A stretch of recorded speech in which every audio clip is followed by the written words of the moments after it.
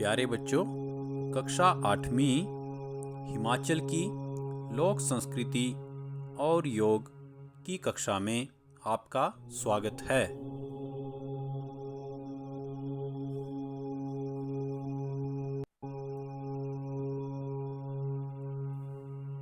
आज हम अध्याय 1 इतिहास के झरोखे से देवभूमि हिमाचल नामक पाठ पढ़ेंगे। बच्चों, आप अपनी पुस्तक निकाल लें और वीडियो के साथ साथ पुस्तक में भी देखते रहें। मैं हिमाचल हूँ। मैं तुम्हें आज वैदिक काल से 1857 ईस्वी तक के अपने इतिहास के बारे में बताऊंगा। हिमाचल प्रदेश के बारे में यहाँ पर पाठ में बताया गया है और वक्ता जो है वह हिमाचल प्रदेश को यहाँ पर किया गया है। तो वह बोल रहा है कि मैं हिमाचल हूँ और मैं आज आपको वैदिक काल से लेकर 1857 ईस्वी तक के अपने इतिहास को बताऊंगा। बच्चों, मैं बहुत खुश हूँ कि तुम प्रतिवर्ष हिमाचल दिवस और पूर्ण राज्यत्व दिवस मनाते आ रहे हैं। हिमाचल प्रदेश बोल रहा है कि आप हर वर्ष हिमाचल दिवस और पूर्ण राज्यत्व दिवस मना रहे हो, तो मैं बहुत खुश हूँ। तो हिमाचल दिवस मनाया जाता है 15 अप्रैल को हर वर्ष और पूर्ण राज्यत्व दिवस मनाया जाता है 25 जनवरी को।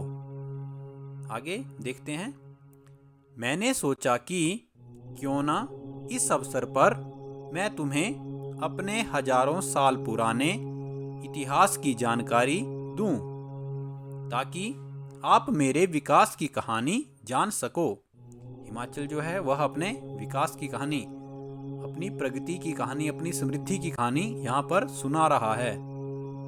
मेरे यहाँ आदि मानव के विकास की कथा पाषाण युग से आरंभ होती है। बिलासपुर के हरित लियांगर और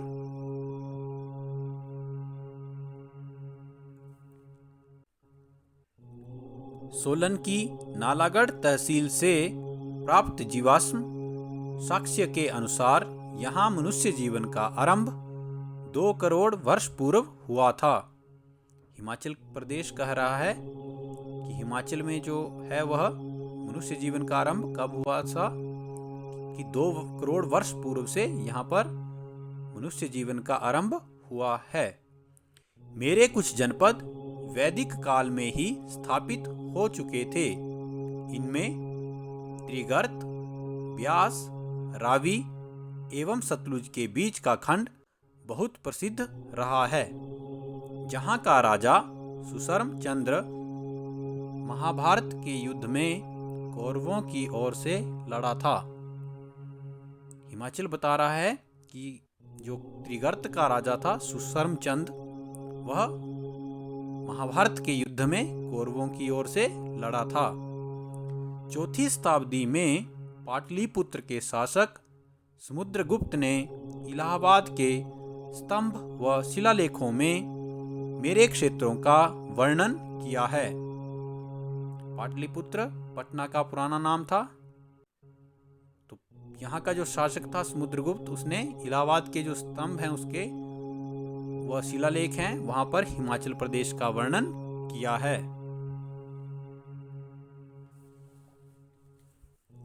630 ईस्वी में ह्यूनसांग नामक चीनी यात्री ने भी अपने लेखों में मेरे कई भागों का वर्णन किया है। ह्यूनसांग नामक चीनी यात्री जो चीन से यहाँ पर यात्रा करने आए थे, उन्होंने भी अपने लेखों में हिमाचल प्रदेश कह रहा है कि मेरा वर्णन किया है। क्या तुम जानते हो कि 1009 ईस्वी में महमूद गजनवी ने मेरे एक हिस्से नगरकोट के किले में भयंकर लूटपाट मचाई थी। महमूद गजनवी ने 1009 ईस्वी में नगरकोट के किले में लूटपाट मचाई थी, नगरकोट के किले को लूटा था। एक आक्रमणकारी मोहम्मद गोरी ने भी 12वीं शताब्दी के अंतिम वर्षों में मुझ पर आक्रमण किया था, फिर भी मेरे लोगों ने हिम्मत न हारी। जो हिमाचल के लोग थे उन्होंने हिम्मत नहीं हारी। 1316 ईस्वी में फिरोज शाह तुगलक ने भी नगरकोट पर हमला किया। जब वह वापस जा रहा था तो ज्वालामुखी मंदिर से लगभग 1300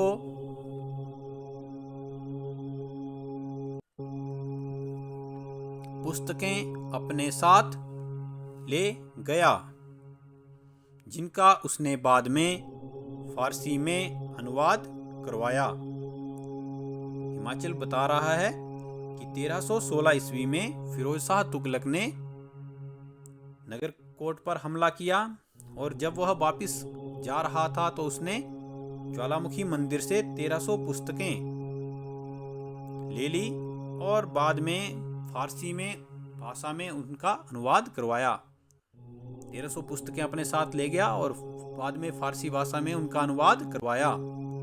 बच्चों, क्या आप जानते हो कि जंजीर न्याय के लिए प्रसिद्ध मुगल बादशाह जहांगीर भी 1622 ईस्वी में नूरपुर कांगड़ा तक आए थे।